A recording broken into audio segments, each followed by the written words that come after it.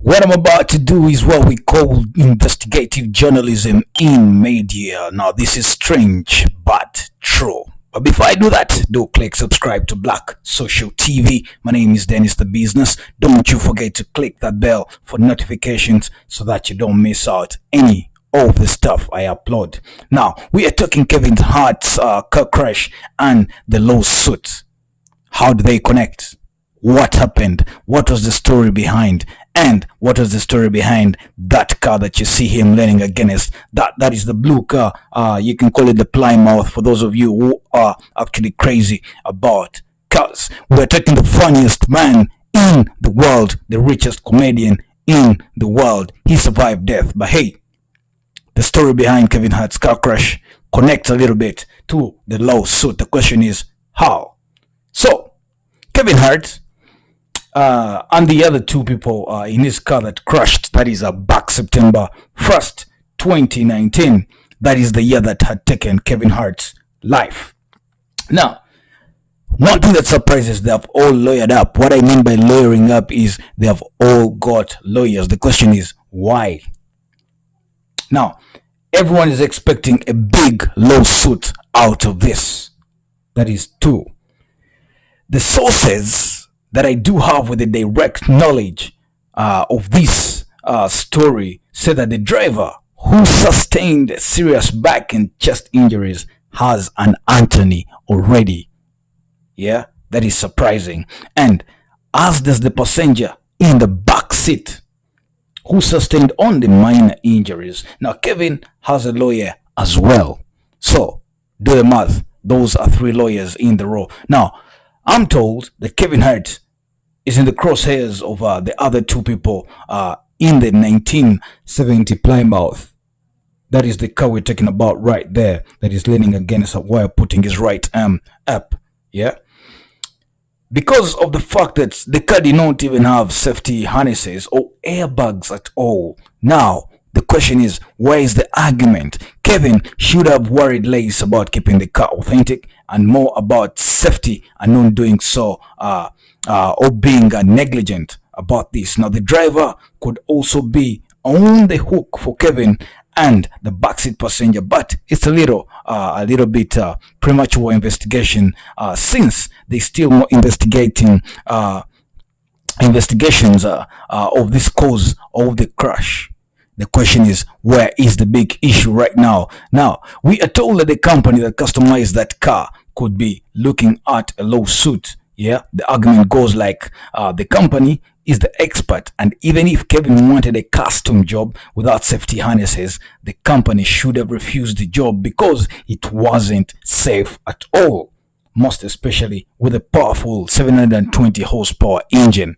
Imagine, there is a very powerful engine and the car has to be safe. One thing I know about car companies is they put safety first, however much the car is classic, however much the car is expensive, however much the car is posh.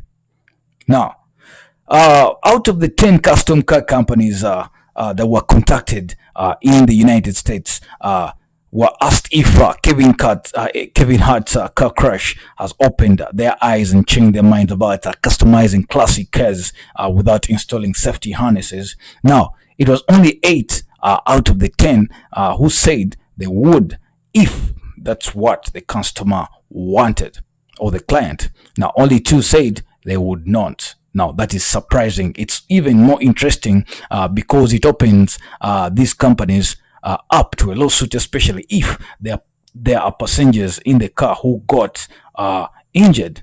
Yeah, who get injured. Yeah. Now, the law enforcement also say that the lobby or the California state legislature to prohibit custom car companies from rolling out products without safety harnesses, whether the customer wants them or not.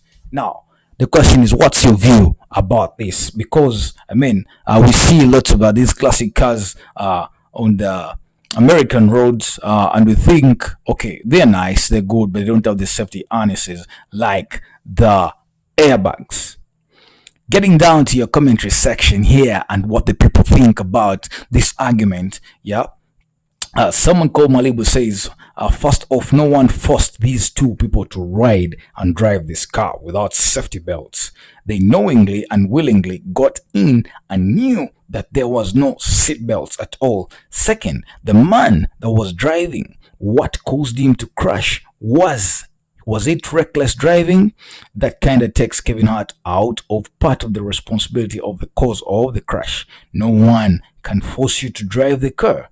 Get in without seatbelts, you take part of the responsibility in your own actions.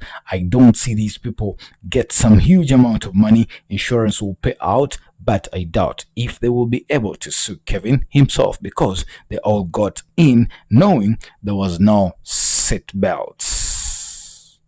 Next comment here. Free says, nail the little and funny brother just like Tracy Morgan nailed the Walmart trucker.